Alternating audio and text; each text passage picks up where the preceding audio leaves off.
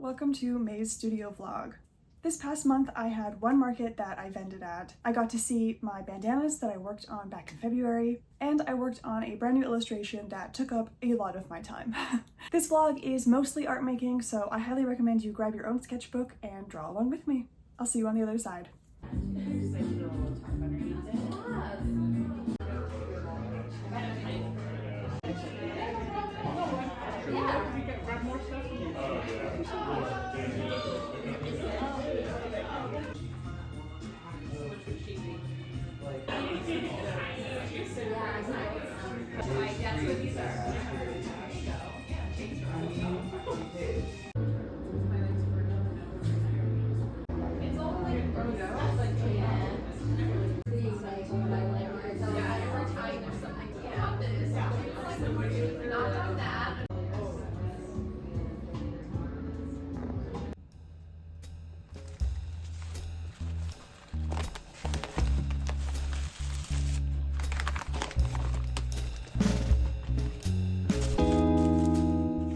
Back in February, I worked with Sable New York to design and illustrate a bandana for their spring collection.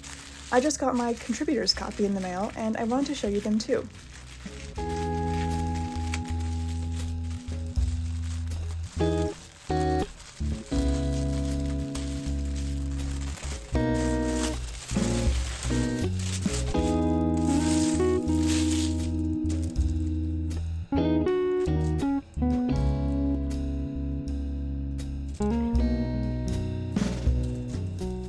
Sable New York made two bandanas with my illustration, one on blue cotton and the other on a yellow-green silk.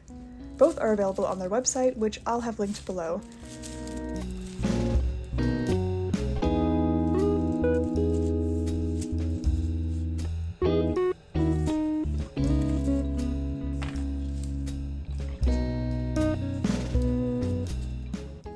It was so fun to work on these, and I'm so happy with how they came out.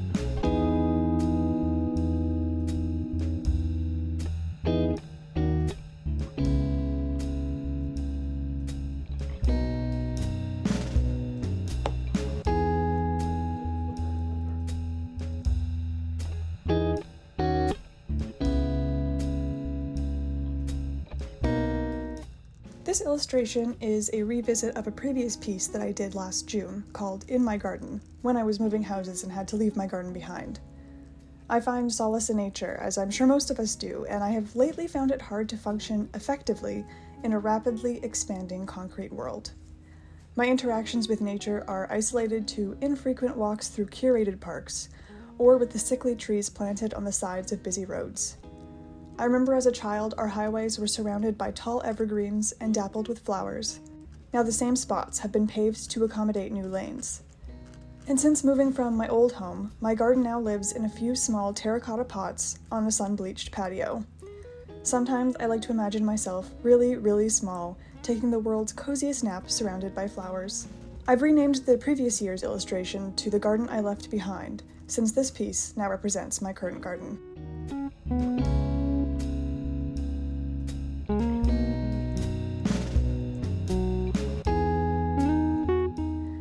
The flowers that you see are all local to my province. The top two flower children are dog roses, with the one black-eyed Susan below them.